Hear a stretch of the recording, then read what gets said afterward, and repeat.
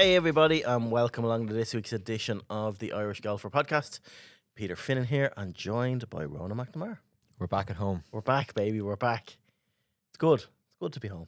It is. It's better than being online. I don't like it. I know. I'm the same. Sometimes we're here, there, and everywhere. It has to be a bit, but lots to chew into this week. But before we do, I think. Do you know what? Even before the podcast sponsors read, I think I owe people an apology. You do. This whole Shane Lowry lark. I've let myself down over the last 2 weeks, haven't I? He was going actually not too bad, and then the minute that clip surfaced online, it was a complete nosedive. Just so bad.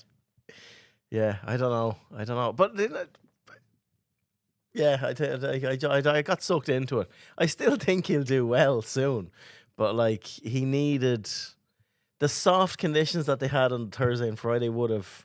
If he made it through, he would have done well at the weekend, or if we had firm at the start. But yeah, it's all hearsay. I fecked up. You did. Fecked up. You owe a lot of people money. I gotta take it. Yeah, probably do. Yeah, don't be sending me your bills. I'll take ownership. Right, this podcast is brought to you in association with Flowgas. Flowgas.ie. Go on. What do they do? Gas, solar, LPG, and everything else. Dual fuel. We have a podcast coming out, by the way, eventually, and I have got this right. When? In the future. Okay. I have a pre-recorded one with Lorcan Morris. I have it right, yeah. So yeah, visit flowgas.ie if you are looking at I couldn't believe the other day the price of petrol and diesel has gone through the roof, filling the car up. I'm dreading the next electricity bill or gas bill that I get through. So if you are in the market for anything new with electricity or gas, do visit flowgas.ie for all your household, commercial or business plans. So gas, electricity, solar, dual fuel, EV charging, cylinders and LPG. Flowgas.ie. Right, the players. Where did we start with this? It's simmered and then it got going for about 10 minutes and then that was the end of it. Question. Is March major? No. Oh, it's close. No, it's not. It's close. No, it's not. It's close. Not at all. I think it's close. Well, close isn't good enough, is it? No, I really, it did. Yeah, you're saying like it simmered along, then it boiled over. It was brilliant. It was brilliant for about half an hour or so. Yeah. Even when Åberg was flying, I was into it. There was a lot of good names at the top. There was, yeah. Like it was a proper leaderboard. We haven't had that in a while. But it felt for so long that loads of players were getting to 10, 11 under, making a mistake, getting 10, 11 under, making a mistake. And then Åberg obviously completely just threw into brain farts and lost the tournament. But the course was just getting harder. The firmer it got. And we've said this so many times. But there's nothing hard and firm about putting two balls in the water. No, I know. Yeah, we'll get into that. That's different. But like the lead was 12 under after 2 rounds and 13 under wins the golf tournament. That is unusual. Yeah. Like golf course, for me, the golf course was the big winner here. It's just an unbelievable test. I love how this is set up, the conditions when it firmed up. It's an exhausting golf course to play for pros. It's one of these strange, like it's not your modern long beast of a golf course. It's like it's short long, if that makes sense. You know, it's not really long. Yeah, you don't have to take driver off every tee. Yeah, and it takes players a long time to adapt that because you get there and you think you can overpower it because of the yardage, but you can't. It's such a good design. And I know from going there in January, not sure if I mentioned I played there in January. With your buddy. Once or twice. Buddies. Mick and Niall. So no, it was just a different experience. Like I've always enjoyed watching the players. But to have played it, now we played it in awful conditions, like it lashed rain. And they got like 20 mile an hour downwind. They were ripping sand wedges in from the same tee box on 17. Like we were playing 20 mile an hour the other way into it. We were hitting 7 irons. Yeah, that takes away from that hole, I think, doesn't it? It has to be a wedge because you can spin it into the water and it can all go wrong. Downwind, though, I don't know how the pros do it downwind, and we'll get stuck in. But yeah, the golf course, it's tricky. Like even when you take Cam at the players, this is his 5th players. Miss cut, 51st, 54th, 61st, and win. It took Tiger 5 stars to win his first in 2001, and he's better than most. Yeah, but McIlroy has so above your head. McIlroy is. I know what you're saying. I know what you're saying. McIlroy has 2 wins, but outside of his 2 wins, hasn't had a top 10 there since maybe like 2015 or something. Yeah, around that time. So it is a weird course. Form lines sort of go out the window there. And you're after speaking about how the golf course is the big winner. There's clearly, with the modern game, a style of golf course that can maybe just put the blinkers on the long hitting and the hitting wedges into every green, and it's that when it's long, rough, and firm greens. Yeah, rough like that. It's a real equalizer, you know. To put there's no, and this is what I like about golf. That it's not all the time that the golf course dictates. Like you look at the stats, the fella that hit the most fairways, the fella that hit the most greens, are the 2 lads that ended up at the top of this leaderboard. That doesn't always happen. Like a lot of times you can just pump it as far down the hole as you want, and you're flicking in from anywhere, or a lot of guys, if the course is soft, they're aiming for the rough to try and take spin off things like. So this is not that test, and that's why I love it. Yeah, I think it was just brilliant drama. They're going changing a couple of things on it, but I think Davis Love, they're doing the 12th hole, drivable par 4. I thought you were going to latch on to what Kevin Kisner said there last week. What? About how the Europeans were aiming for the rough. Oh, yeah, I've seen that on the first. We laughed at you for saying that in September, and you were proved right. I thought you would have brought that up again. Nah, listen, I'm seldom wrong, you know. Unless until it comes to Shane Lowry.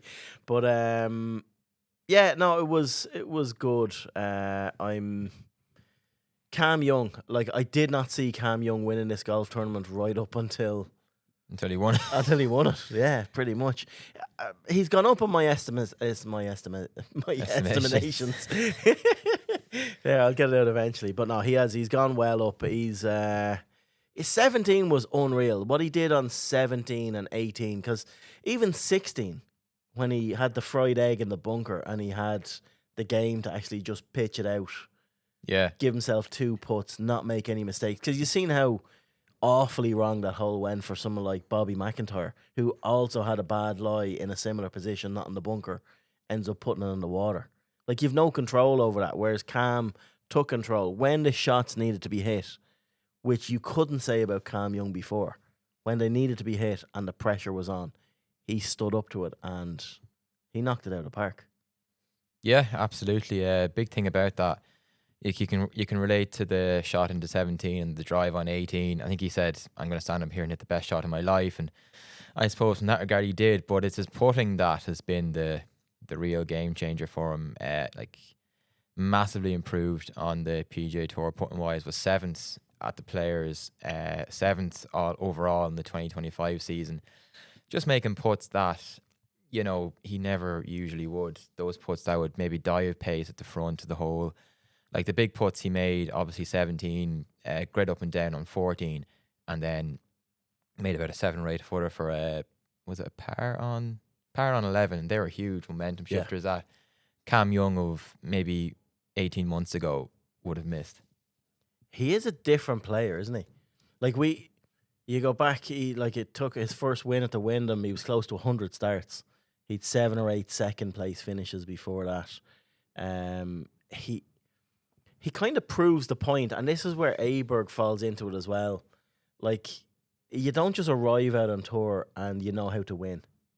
Even though you've won to get there and at different levels, it doesn't happen like that. You have to learn the heat of the moment, what goes on in battle, how you react in battle. And Cam, he's served his time, like. Yeah, and like this is I know him and Åberg have both won, but this is a definite step up in class. Oh, massively. Like, it's not a major, but it's certainly if you win at Players, you should be thinking, right, my next step is 100% to win a major championship. And like Cam Young went up against Rory McIlroy in Dubai, was it 2 years ago now? And he just completely fell apart in the greens, wilted away. Then he kind of went away for a while and maybe just kind of burst back onto the scene. Then at the US Open, he semi-contended for that, got a top 10 finish, then winning at the Wyndham.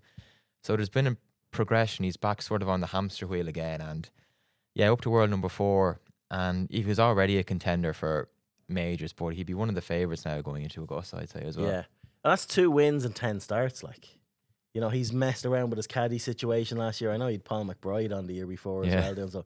He seems to like that, having buddies on his bag, and he's in a good place with that as well. But 2 wins and 10 starts, that's at that level, and one of them being the Players and where he's at now. Like, yeah, I've always questioned his mentality. I've always questioned if he had the mental fortitude to go and claim a big event like that. Even the Wyndham, he was like 7-8 clear. For him to stand on the 18, because he addressed it in his press conference as well, said, like, I've never really been in that situation, tied for a lead, standing on the 72nd hole. So and I had to... going head to head with the fella beside you as well. Yeah, exactly. And knowing what you need to... And teeing off first. Doing what he did on 17, I don't think you'll see a better back-to-back tee shots in any championship. In that, like, it's so hard to explain how hard that 17th hole is. And I can only imagine playing a 20-mile-an-hour downwind with the hole, like, the flag javelled onto the... It might as well not be on the green. For him to hit that, and the roar when he hit the putt in was it was so good. And it just trickled in so satisfyingly as well. So good. Like, I was sure he left it short, and then it just disappears. It was brilliant. Again, like, deserved, I think, because of the big up and downs on 11, 14. Then the I suppose just taking your medicine approach on 16 as well. And then to stand on the 72nd hole, knowing the day before you hit a good shot and it just went a foot too far left into the water, double bogey, and that not to affect you, and to stand up and hit the longest shot off that tee shot. Yeah, like in the shot league he took it on 375 yards. Like, that's insane. And to say that beforehand, I'm going to hit the best shot of my life. Like, to actually come out and say that and then do it and deliver. You have to, like, golf needs superstars outside of Rory and outside of Scotty Scheffler on the PGA Tour. We need people like Cam Young to step up and challenge. We'll get into that. I have an opinion on that superstar thing. You're not going to like it. All right, you're going to hate it. Why don't you not get into it now? No, just move on. Keep going. Okay, all right. But yeah, no, He's announced himself properly, and he is going to be a major, major threat in the majors this year. Yeah, 100%. Because we do like the stories of, like, the likes of Jacob Bridgman or Austin Smotherman being up there, and, you know, Batia and all these guys, but there's no juice with them. Yeah, there's a bit of juice when it comes to Cam Young. But yeah, like, looking at the leaderboard on the week overall, there's a lot of lads just simmering, you know, nicely going into the Masters. Yeah. And you're going to hate the 3 lads I'm after picking out. You're going to absolutely hate it. So I'm starting to get behind JT again, Justin Thomas. No. That was my one good takeaway, that Justin Thomas fell away in the last round. He was cheering on. And he duffed the chip thing, and he put the putt in. I was going, no, to go all Jason Cundy on it, I'm seeing encouraging signs. Brooks Koepka, I'm seeing encouraging signs. I'll buy into Bruce, yeah. Jordan Spieth, I'm lumping on for the Bitcoin. Masters. Yeah, Mr. Bitcoin. Yeah. Listen, there is nothing more I would love than to see Jordan Spieth feature at the Masters. We need these guys. But I don't know about need them, like. We do. Justin Thomas. We do. Spieth was unbelievable he all was. week. Like, he throws in 2 doubles and a triple, but then goes and has 5 birdies in a row in the same day. It's unbelievable stuff. Like, kamikaze stuff at times, and probably it's so relatable. He hits the shots like a 12 handicapper, then just recovers in a way that you can never ever imagine. And it's probably this kamikaze nature that's the reason why he's outside the top 60 in the world. He's no longer, like, in his pomp, but, like, he's over his wrist injury. He said he's feeling really good about it. I know he's a bit nuts, but I think he's going really well at the moment. Yeah, all right. The group's behind then. Fitzy. It's weird that we're coming onto the podcast after somebody bogeyed the last to lose, and I think we're both going to say he didn't do anything wrong. No, he didn't, in fairness. Like, he felt he hit a good tee shot there, and then he actually backed himself to take it up and down rather than try and take on a Hollywood shot and actually end up putting it in the water. And he hit an unbelievable pitch as well. Yeah, and it's so difficult to stop it back to that pin. Like, he couldn't do anything better than that. And yeah, he backed himself to get up and down, and, you know, just wasn't able to. There's nothing really you can do about that. He never really gets the plaudits he deserves, Fitzy, for the type of player. Like what he did with McIlroy in Dubai back a few months ago. And then he comes from 5 back here and puts himself right in the mix. And it's nice to see a tournament like this that, we'll get into Åberg, and he did throw it away, for want of a better way. But like Fitzy and Cam made him make mistakes. They kept him honest. Yeah, but Fitzy's been playing well for the best part of a year now again. Like I know he fell away there after Rome, but since the PGA Championship last year, he's obviously won at the Tour Championship and the DP World Tour. And he's 9 worldwide top 10 finishes outside of that. And his runner-up yesterday was his first top 3 finish on the PGA Tour since 2023. So like there's serious form there as well.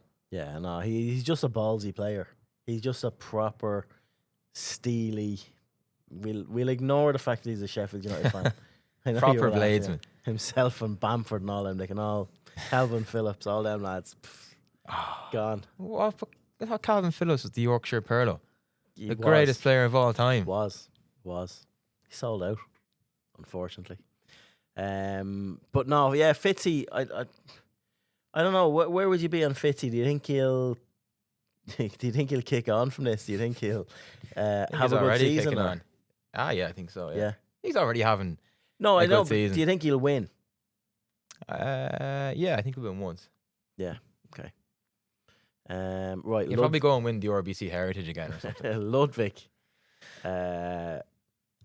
I don't know where to go with this because he didn't do much wrong, but he did. It didn't. Catastrophic. It was a pure Lowry, like one bad swing, right, throw it on the bin. It didn't surprise me. Really? No. I think he has it in him. He does. 54 holes. He doesn't have a good record of closing out. I think he struggled to break 70 in most of his final rounds in 2024 as well. There was that stat label against him. I know he's got 2 wins. Yeah. But I don't know.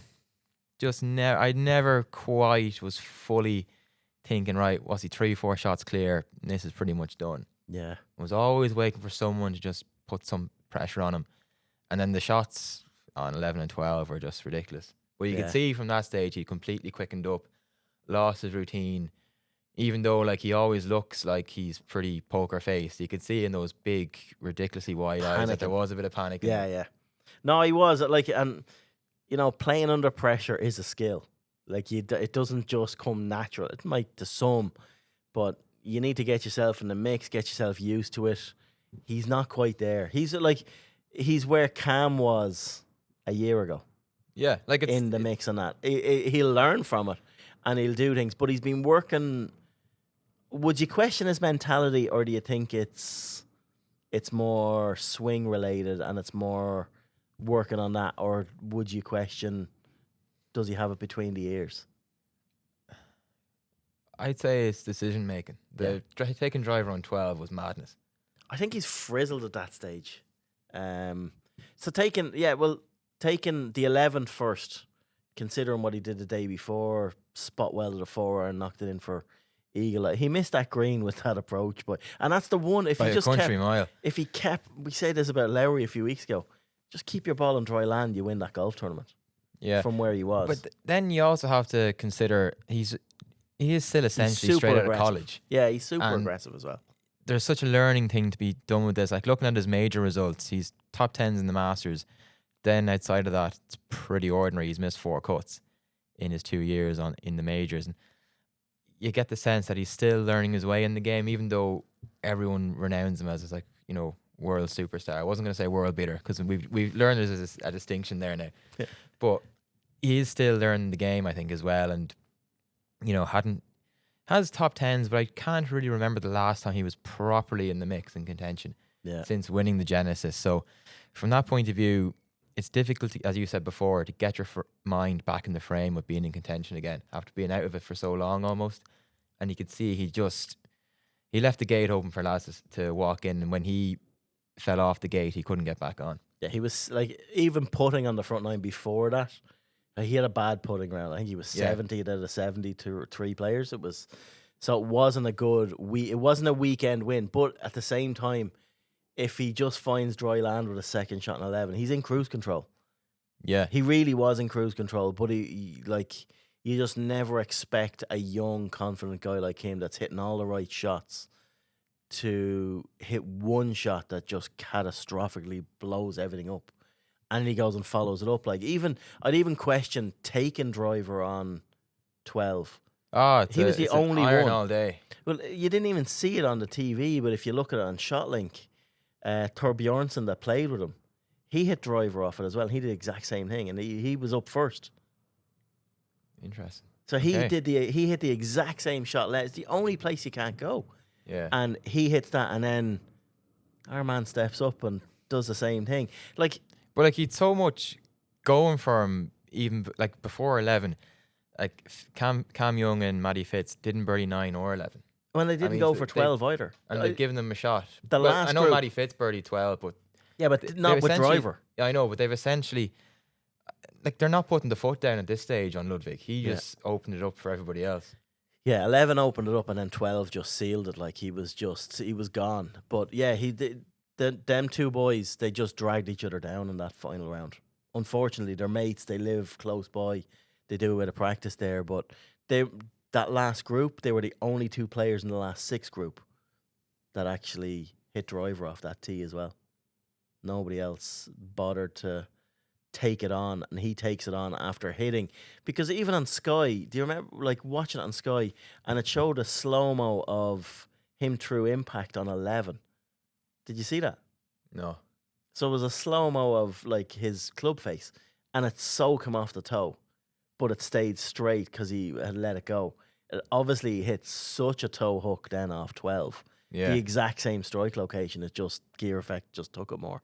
But What he would have done to have kept the toe open on that one. oh yeah, but that's the thing. But yeah, that's inexperience. That's just youth. You never follow a bad shot like that with a mistake, and he did, and he's paid the ultimate price. But he gave a really good interview afterwards again Yeah. as well. Like, I was watching that, and Lowry's interview after the Cognizant obviously is still fresh in our mind, because you don't really get players coming out and speaking after they've essentially thrown away the tournament. yeah, And it's great that maybe they'll start to do more of this. But maybe it should come with the caveat that you're not allowed to ask dickhead questions. yeah. Just let them say what they're feeling, and then, leave it at that. But it was, good to hear how he felt at that time, and, obviously how he's feeling now. It's a great insight, because I don't really care about what Cam Young said when he won. It's more about what He they say did when give they a lose. good interview though. Did you watch his full presser? No, I didn't have time for Carol, that. I stayed up and watched it. It was good. He was very open about, like, I'm feeling it inside. Like, I'm really feeling this, but I'm never going to give you guys anything. I'm never going to give anybody anything. Yeah. As in, But he never smiles or no. does any reaction at all. But he says that he has it inside. He said, like, yeah, I'm smiling now, but it's not showing in my face. I'm really happy I've done this. But he said, I just don't give much away. It's just the way I am. And there's a lot to be said for that. Just keeping your emotions in. He wasn't even smiling for the family picture. Yeah. For God's sake. Yeah, no, I wouldn't hold that against him. I like. There's something cool about Cam Young. Yeah, there is, to be fair. There's something, he just has it, whatever it is. He's a cool guy, and he's Devout Christian. Is that a win for the good guys? Yeah. He was at Mass. Mass on Sunday morning. What? Was it Mass on Was Sunday he? morning? Yeah. Him and Scotty and Probably. Ted. They're all Sunday Bible sermon. bashers. They're Sunday all Bible sermon. bashers. They have a lot to be thankful for, in fairness. They do, You yeah. know, getting 4 million a week, I'd be thanking God as well. I'd be going to mass. But no, Ludvig. I still think Ludvig is, like, he's a generational talent, and he will figure it out. He Yeah, is. aye, There's no 100%, yeah. question. He is a future major champion, multiple major champion. Ah, yeah, definitely, yeah. It's like losing the players isn't going to, make or break a career. I wouldn't say there'd be too much scar tissue off it, to be honest. I don't think there's any. I'd say he's forgotten it today. He's moved on, and that's it. So yeah, and he'll work on those things. He admitted it himself afterwards. Like, you remarked on how fast he got, and he said, "I know I get fast when I'm under pressure. My takeaway gets really fast, and my transition gets fast, and just don't quite sync things up." Should be deleting those Rory McIlroy quotes from about 3 hours earlier. Did you see that? No. He pretty much said Ludvig is, pretty much unflappable, brilliant Oh, to did have he? in a Ryder Cup environment and everything. He's just so laid back. I was like, oh my god, And then, a bit like you at Larry last week. oh, Once look at. I'm sure if you ask Rory cursed this words, week, Rory cursed words. he'll double down. He probably will. He probably will. Yeah, no. Right on the other. Might as well stick with Rory. What were your thoughts on him this week? He played. He played. And He's that was about it. obviously He turned carrying. up. He's Yeah. He had a lot of flips going on, a lot of like stalling. The first body. day there was, but it gradually improved from there.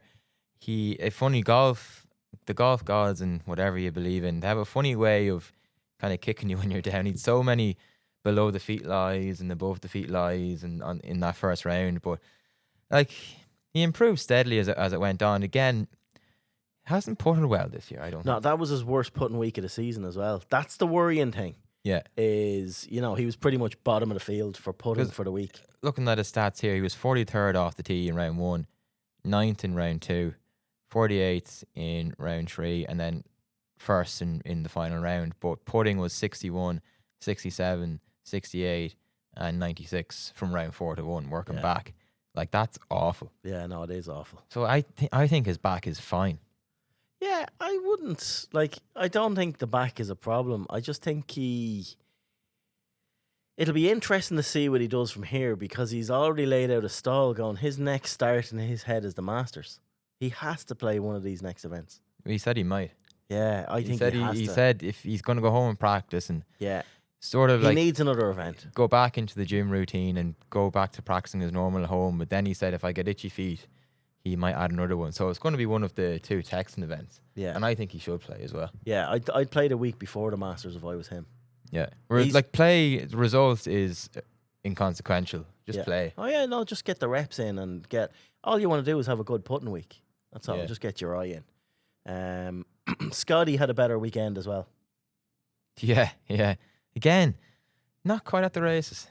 But it's such a fine line because He's so close. it's so close, and we're talking about barely finishing outside, the top 10s and whatever. Like, what was he saying on the Wednesday, or was it maybe even during the tournament? Like, if you'd asked me the other way around after, Oh yeah. it was a win. Some of guy fourth, asked a really win cheeky of fourth, question, and then like 12th and 24th. Well, if I went 24th, 12th first win, you'd say I'm in unbelievable shape. Yeah. And if McIlroy was going that way, we'd say McIlroy's going really well. Yeah. So it just showed. We said it last week, the standard that we hold him to. But yeah, still, when things aren't going his way, he is getting a bit ratty. He's antsy. He's so antsy week in, week out. Like it's funny. It's funny to watch. He will figure it out. Whether he figures it out this side of the Masters or not, I don't know. But like, this could be a Grand Slam year for him. Yeah. When you look at it, like he's one away from the Grand Slam. One away. He needs the US Open. US Open, yeah. Be interesting.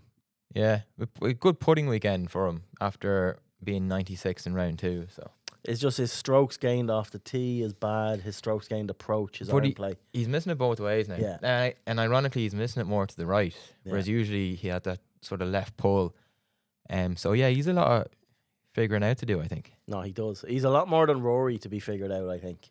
I don't think one tournament is going to put him, like, I think Rory's in a much clearer path to putting in a challenge at the Masters than Scotty, but, I suppose Scotty's just one sync up away from bliss again in his head. So, Lowry and Power. I'll take Lowry. You should take Lowry. I'll take Lowry, all right? I'll take responsibility for this one. Inexplainably, like you said, he was going really well at the start of round 1. Then he nearly ran out as head stars coming down the stretch. Like, he just, every bit of water that was there. Like, 18 was criminal. Did you see the shot he hit into 17, actually? Great shot into 17. Yeah. Pulls out the birdie, then stands up on 18T, does that, drops into the water again. You're just going, oh my God. Like, what is going on It's here? just the way it's going for him at the moment. It's just compounding error on top of It's error. in the water as well. It's always water balls. Yeah. It's but I'm still bullish on him. I do think he has a massive week. I thought one of the Florida events would have gotten him because he's such a good record down there, but It's how he takes this away. Is he bulling going to the Masters? Like, is he fuming? Dude, like, there's no water on 17 and 18 in Augusta, so there's a positive. Yeah, there's also the caveat of he's played 5 weeks in a row now. Yeah, I'd that's say a he's lot. probably jaded. Yeah, no, there is a lot to it. Like, we always speak about getting back on the horse. I'd say after the Cognizant, he would have relished a week off more than getting back. Hindsight, yes. Hindsight, yeah. Hindsight, but that's not like, they're two ciggies. Yeah, You can't. His mistake was probably playing the Cognizant. Yeah, but then if he didn't play that, that's the one course that he has like an unbelievable record on. So he's going to play. So yeah, it's just one of those things. The way the events are stacked. I don't know. Is Shane down to play in the next 2 weeks before the Masters? He's not down to play the Valspar this week anyway. There's no Irish in the Valspar, so give Mark the weekend off. No, and then the PGA Tour fields don't come out until the Friday of. So I'm sure Séamus has to play one of the two. No, I was just gonna say. Anyway. I was just gonna say. I'm sure if Rory plays, Shane might he might like get a snake his way onto the plane there now and get a lift down, lift back, be grand. Nice handy one. Then to the Masters. So yeah, no, it'll be an interesting one. Séamus Power, got himself a 1 ball on Saturday morning, just made the cut. Yeah, got through. You called it. You called it last week. This tournament is just a bit early for him. He's still playing, swaying a little, and working on a lot of stuff. Things haven't quite fallen into place for him, but to get in there to make the cut to do what he did, I think he'll take a bit from this week. He never really got it going at the weekend, but it's good reps on a proper golf course. I just don't know when he's going to get into a next signature event. That's the problem. Yeah, I'm surprised to see he's not playing this week in the Valspar. Yeah, because he played there before, and I think he's a decent record there. Yeah. But, yeah, finishing next to last. Doesn't lose any FedEx Cup points. He's still 91st. Fell 3 places to 160th in the world. And just after that 11th place in the Farmers Insurance, he's just let things go a little bit again. Yeah.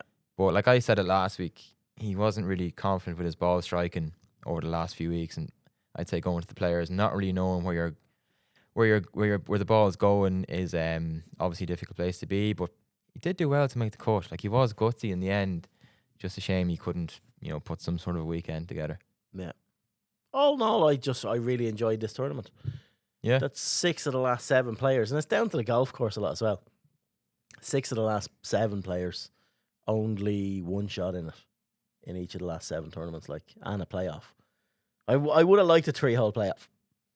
Yeah, Cam and Fitzy would have been good because they were both on it, but c'est la vie. Yeah, and there was good bits of sportsmanship between the two players as well. Yeah. I have a question for you actually before we leave this event. Yeah. What does a ball striker's course mean? Is it specifically related to players who can only hit the ball but are shy putters? Because are they not all ball strikers? No. To me, a ball striker's course is more your approach play, irons. Be able to plot your way around it. You're not you don't have to hit the ball far off the tee, but once you get it in play and you're able to shape it, like Shane Lowry would be your classic baller. Shapes it both ways, always up there near strokes gained approach, stats on the PGA Tour, stuff like that. Yeah, no, McGinley said it there in few times. Round 1 or 2. It was all, you can see the leaderboard there, all ball strikers. And then he listed these players, and left Alexander Schauffele, who was leading. Yeah, is it just because he's a good putter? He's not exempt into that group. He was going on about Corey Connors, Matsuyama, and Sepp Straka. Yeah, but they are all they're shy putters. But they're all strokes gained approach. Yeah, they're shy putters. Wizards. Yeah, but that's the separator, isn't it? Sepp Straka's a funny one actually. Why? It's just. He gets himself in the mix in these events so much, and then just... I fully expected him to be more in the mix in this, the way he was going about his business in the first couple of rounds, but then he's not there, and then you see the top 10, and he's just ever constant. He's such an underrated player. Yeah, he is. Just, I don't know, we'll throw in a bogey on the par 5, and then, as we saw yesterday, a double out of nowhere. Yeah. It does that a little bit, but... Yeah, no, it was a lot of Europeans actually played well this week as well, which was good to see. Just horrible to see an American flag going back up in the back of the 18th green again for the year. Yeah, you can't stand it. Like you get used to the European flags being up there. It's all good. Yeah, so the players, for me, massive. I loved it. I always enjoy this tournament. I get excited because we're a week or two away from the clocks change. You know when this happens, Cheltenham's done, Paddy's Day out the way, clocks change, we're back. You know, you start getting a bit more. You can get 9 holes in after work. There's just so much to love about this time of the year. And the lead into the Masters. And I'm not even going to ask you this week, are you looking forward? Because you're pissing me off at this stage. You're annoying me. Why? Because even Tiger landed his jet at Augusta the weekend. Like I'm tracking shit online. That's how much of an idiot I am. Like, oh, Tiger's going to the Masters. He's there practicing. You're going. You're like John Short when he went. Like the one Masters I missed over the last number of years. Well, 2 of them last year as well, but we won't go into that. But yeah, I remember John going in 2019, and it was like the man was going to a funeral. And he goes to see Tiger Woods, like the greatest comeback of all, well, since Anthony Kim. But like, yeah, phenomenal. But yeah, it was like he was going to a funeral there, marching out, going. I think he went to the golf course 4 or 5 times for the whole week, stayed in the media centre. Yeah, well, look, some of us focus on the next tournament. I know we've no Irish, we've no Irish in the Valspar. You're but eyeing up the snake pit. It's all about the Women's Australian Open and the DP World PGTI Open on the Hotel Planner Tour. Is that going ahead? At the moment, yeah. Yeah, I don't know. Can I go? Yeah. Would you go to the Middle East now? Depending on what route I had to go. Exactly. Right, roundup. Let's move on from the players. Roundup. There wasn't an awful lot going on, like with tournaments being cancelled, Challenge Tour. Like we had Liv. I'd live out in Hong Kong. Singapore. See, that says it all. Sorry. Says it all. And you're going to give out. You're giving out to me off camera for not watching it. You're like, oh, of course you didn't watch it. I did watch. It was on early in the morning. Yeah. But it was a good finish. It's not too often you see like. Yeah, it's not often you see what happened to Richard T. Lee. Like, yeah, Bruce Lee, as I was calling him. It's like someone come up to him on the fairway and said, "Listen, His Excellency has requested you put in a 7 here. We need Bryson to win for this whole project. Otherwise, the $5 billion is down the drain that we've put into this." But they've got some stretch of winners. When you look at it, like Kim, then Ram, now Bryson. Like Bryson, he on the playoff, like to put your tee shot into the water and still win. He was not expecting that. He looked absolutely shocked. Yeah, he was shocked because your man Lee missed it. It was a terrible miss. I was 2 feet at maximum. Like, but still, he's well looked after for. But as a league, and this is why it's getting no momentum at all. For the winners they're getting individually, then you look at the team side. Like the 4 aces are so back. Were they ever here in the first place? Yes. When? Initially, when they came out first, the aces were the man. Well, back in Pat Perez day, yeah, double P when he was going around in the dunks. But no, they're so back, and I just didn't think that removing P. Reid was the answer to everything. But it seems Anthony Kim is the man, so they get another win. But it's just what I'm saying about momentum. It's getting no momentum. That here we had to be up at like 5 o'clock in the morning to watch this. You know, it ended at 8:30. In America, you're talking 2 o'clock in the morning. So no one knows this happened. Yeah. In America. Like no one knows Bryson won. Like no one cares. Yeah. That's the I don't know. You're all right, thanks. But that's the sad part about it. It is a good product and it is good, but this is the issues with we go on about the PGA Tour and I do a lot about they need to bring it international, they need to bring it globally, but this is what happens when you get out of that neck of the woods. It's half the world doesn't see it. And when America is part of half the world that doesn't see it, that's most of your commercial eyeballs gone. Yeah. Did the Aussies get to see it? I think, yeah, that's their neck of the woods, yeah. Oh, that's all right then. Yeah, they got to see it. But no, it's just one of those things. I really enjoyed this tournament. South Africa now this week again. You can enjoy anything getting up at 5:30 in the We're morning. We're back. No, Liv has been very watchable this year because they're getting good winners. And the Majestics are cat. Yeah. So well, now, hold on. Westwood done well this week. Westy pulling up the rear there, so he is. Poulter's busy doing... Captain Fantastic. He's busy opening up the chat for an hour and airplanes and stuff like that and being asked stupid questions. But right, I think that's it. Roundup, the event else to cover on Roundup. Yeah, Graham McDowell. Oh, Another hole in one. a whole back-to-back bins. So he's going for 3 in a row this week in South Africa. Do they give them anything for hole in ones and live? They Actually, pay them enough, but I don't. Pay them enough, yeah. I don't know. They should, like. No, especially if you've 2. You know, like, yeah, I don't know. It's one of those things. But no, it is good to see him back trending. Yeah, it actually is. I like G-Mac. I've always had a soft spot for So G-Mac. do I. So, yeah, he's misunderstood. He's not a politician. No, he's not a politician. No. Right, anything else on Roundup? Yeah, the Junior Invitational was on Sage Valley. during the Sage Valley. Tom McKibben, former winner. Yeah. John Doyle was 28th out of 36 players on 11 over, but guess who came last? Andy Ogletree. No. Who? Come on, guess. Come on, have an educated guess. It's a junior event. You know, some very, very famous son of a very famous father. Not Charlie Woods, did he? Yeah, stunk it out at the weekend. No. So he was going all right ahead of John Doyle after rounds of 75 and 76, but proceeded to absolutely stink out the joint. 83-80 over the weekend, 26 over, last by 10 shots. He just had his eye on his dad flying into Augusta down the road. Well, I'm going to Augusta National tomorrow. I don't care. Do you think Charlie Woods will ever amount to anything golf wise? It's too hard. It's too hard. Like, and he doesn't need to. Like, it's very, like, none of Jack Nicklaus's kids really achieved anything on their playing side of things.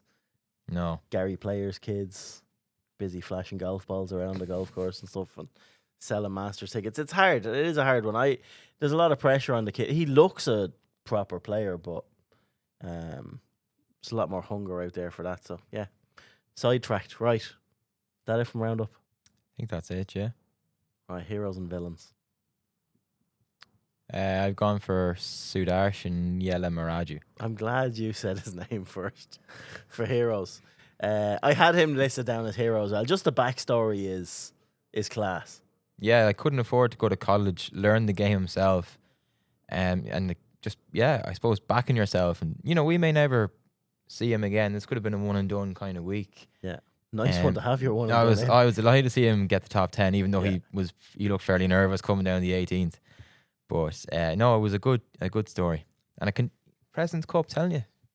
Really, do you think so? Canadian, yeah, no, probably not. Well, you don't know. He's Indian. He's Canadian. Yeah. Even if he is Indian, that doesn't matter. He can still play President's Cup. I know, yeah. He's got double eligibility. So, yeah, I think heroes, yeah. There's no one else that stood out. There was no one else really on. No. Heroes, so villains. I went with the American crowd. Oh, have you been reading my screen? No. Like I was trying to. USA. Yeah, you have been reading my notes. I haven't. Yeah, it's just I hate this. I hate the whole. Does he Fitzy talking about after the round as well, saying I actually laugh about it. That's why this event can't be a major. It was so petty, and it was like their hearts weren't really in it. Yeah. They're just booing for the sake of it. I think if you need to go to Bethpage levels or like US Open or USPGA levels to be a major in terms of your booing. Yeah, but it was the whole USA chant. They just love us and them situation, don't they? They turn everything into it's red or blue. From the 14th. Vote this side, vote that side. You can't support them if you support them. Like, it's mental. From the 14th on, it was proper USA. Yeah. I blame Ludvig. Yeah, he had them all quiet. He did, and actually. He opened the door and he let the mentlers in. But it's just the mashed potatoes, light the candle, all that. You're used to it, but then when it's like, not a fan. No. Not a fan. And this was in Florida, not New York. Like, so you expect a bit better, but I suppose it's in America. Do you? No, not really. So yeah. That's pretty easy heroes and villains now. No controversy, no debate. Stop reading my notes. I'm not reading I can't even see them. Your font is like 6. Right, I think that's it for the week. Yeah, I think no clowns. I've no clowns listed. No. I had you listed as a clown to Mark, but that's more of a private joke. I thought it was about the Lowry stuff, but I nailed that in the head. I think it could have been early doors. Right, yeah, I think that's a wrap. We even though there's no Irish in the Valspar, there's plenty of other stuff going on this week. We'll be updating you on irishgolfer.ie. If you do want to have a look at our events, irishgolfer.ie/events for all the latest events. There is one thing happening actually in a couple of weeks' time here at our office in Kinseely Grange on the driving range with McGurk's, and over in Leopardstown as well. They've the TaylorMade tour truck coming into town. So if you are looking to get a proper custom fit from some of the best TaylorMade fitters in Europe that are coming across with the tour truck that's going to pull up here, you can get a VIP experience, like get the top fit for all the product. VIP experience, go around the tour truck, have a look at how the pros get fit week in, week out. There's limited amount of spots available. If you go to mcgurksgolf.com, you'll be able to see where that is and book it in. So yeah, I would advise that because it's such a good experience, much better than what you'd get, I suppose, in a shop or something like that. That to get the tour level experience of that is just something different. So do visit mcgurksgolf.com and have a look at that. There's a big banner on the top of the website steering you to that. So that's it for this week. And yeah, cheers for tuning in, and we'll talk to you again soon. Bye.